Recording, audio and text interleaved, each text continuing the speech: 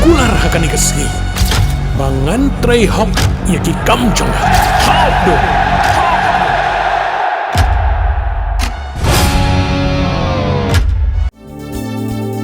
Kikubor Kapatisi TV. Manus nam daki lakbon ki bakwa penpinda beke MBBS Henry Kyntait ki bapas ke admission kalapli ha Emmanuel Coaching Academy epi join menta pinyo ki kot bat ki e-materials kin don ru ki mock test ban penkrai api na kabenda ka NEET. Kelami ke jing kelumar kaput jongkari India bat Bangladesh. Haki penta jong Southwest Garo Hills District Meghalaya. Hadian belakeno bak sipai border guard of Bangladesh. Kila Kyntait ban Shimti ya wei ubrio upala jam Be-Aiñ sya uput usam jongkari India. Upala syakem hak sipai border security force. Kani ka jingja kam shimla kadau ya katarik kalasa priang stat a social media. Kalkum ka khubor blayolum lait hu bakani ka ja Hanandir Jhar sektor Hajan Ngasnong Mahendraganj.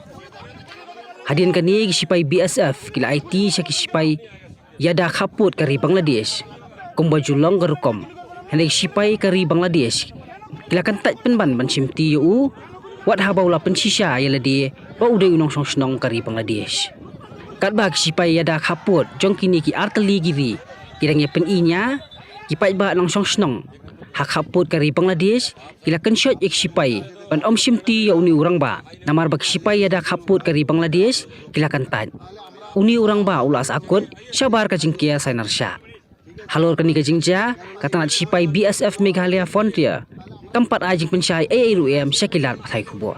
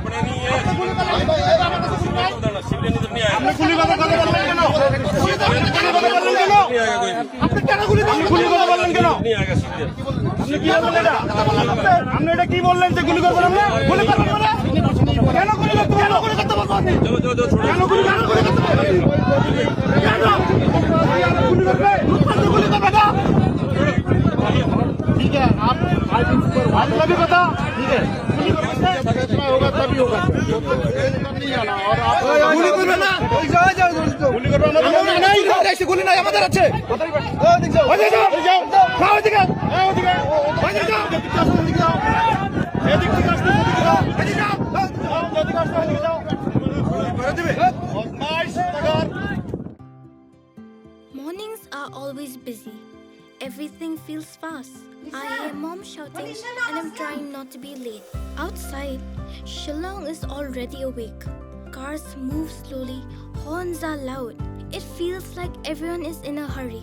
Then the STEMS bus comes in, bright and yellow, always on time. The caretaker waves and I feel okay. Inside, we laugh and sing.